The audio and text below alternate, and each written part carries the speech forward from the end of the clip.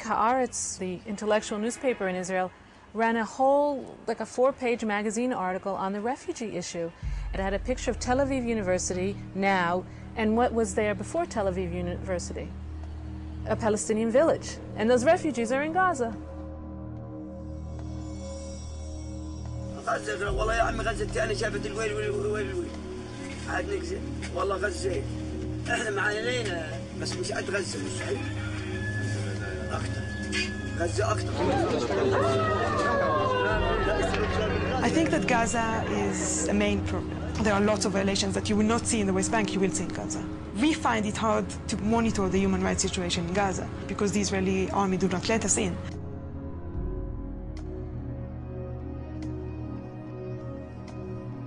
Palestinians in Gaza had been under Israeli military control for over 38 years, where 1.3 million Palestinians were crowded together to make room for 8,000 Israeli settlers.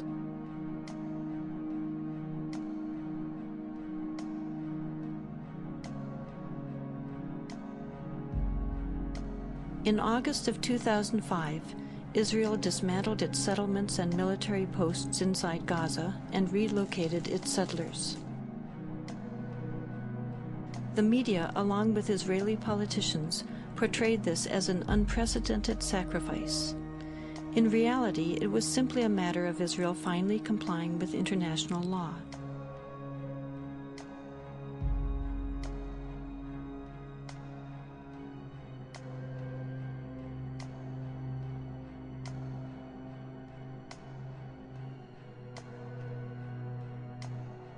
Although Israel's presence inside Gaza is no longer visible, Israel will still retain ultimate control over Gaza's borders, coastal waters, and airspace, creating a virtual prison. Refugee camps, even if there was no conflict with Israel, are just humanly horrible. They're so overcrowded. And you have 14 to 25 people living in a space.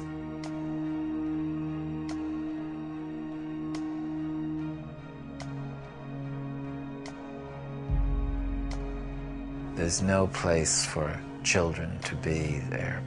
No streets, there are little alleys, no trees, nothing.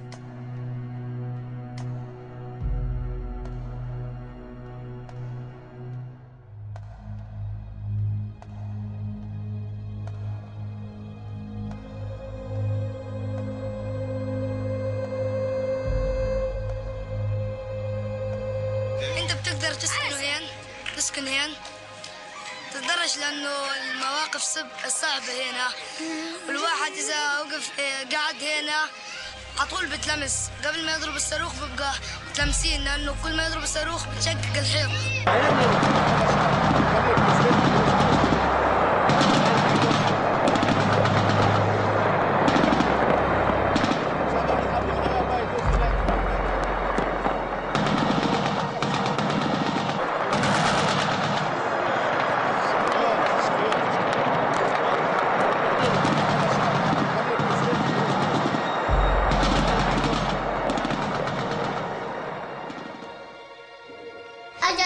قصيفة من فوق دخلت على الشباك بعدين كسرت كل الشبابيك والدار انحرقت.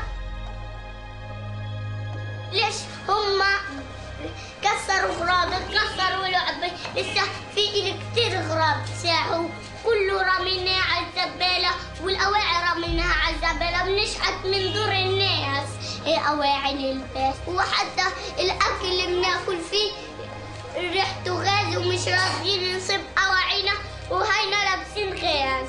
لو تشموهم أواعينا خلي اليهود يجوا يشموا أواعينا ويشوفوا دارنا. كل ما نيجي نتحمم في الدار نيجي نعمل نشوف الريحة كلها كتلاتنا كتل. هاي الأواعي شوف ها ما لمناهم مش غير شم غاز. ليش في تسوق؟ حتى نظارتي اللي أبويا جاب لي إياها ما فرحتش عليها. حتى الإسورة اللي أمي جابتها الحلب الخواتم ما فرحتش عليهم. كيف بدي أفرح عليهم والعقد وهداك؟ كيف بدي أفرح على أغراضي أنا؟ نفرح على أغراضنا بإيش؟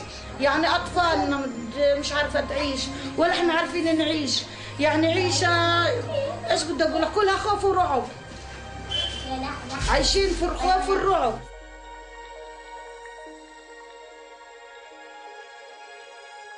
أنا بروح المدرسة كل يوم بسمع الطخ، أنا بخاف من الطخ حتى بصير راجف لما أشوفه.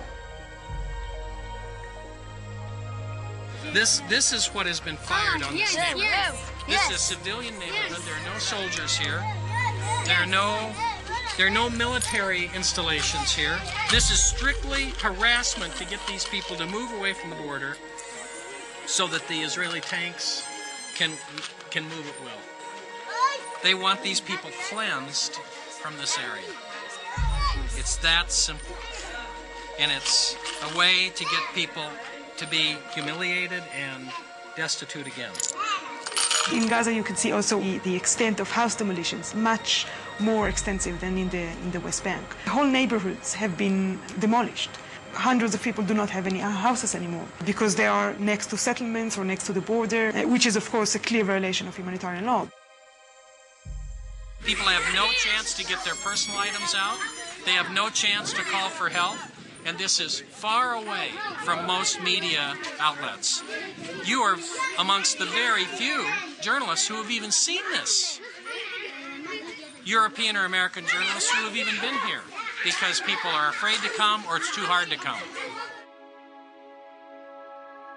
And one of the things we were told in Gaza by very respected Palestinian psychologist who had just completed a study of 1,000 Palestinian children was that they had discovered that many of these Palestinian children no longer had a will to live, that they were so dehumanized and so affected by seeing their fathers particularly beaten by Israeli defense forces, that the psychological condition is one of the dimensions of the conflict that is not widely understood.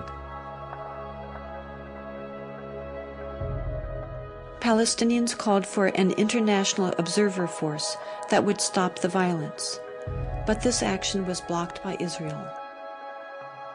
Finally, a group of Palestinian and Israeli human rights activists together created the International Solidarity Movement, which has brought people from around the world of all ages and backgrounds to provide a nonviolent international presence to try to fill this need.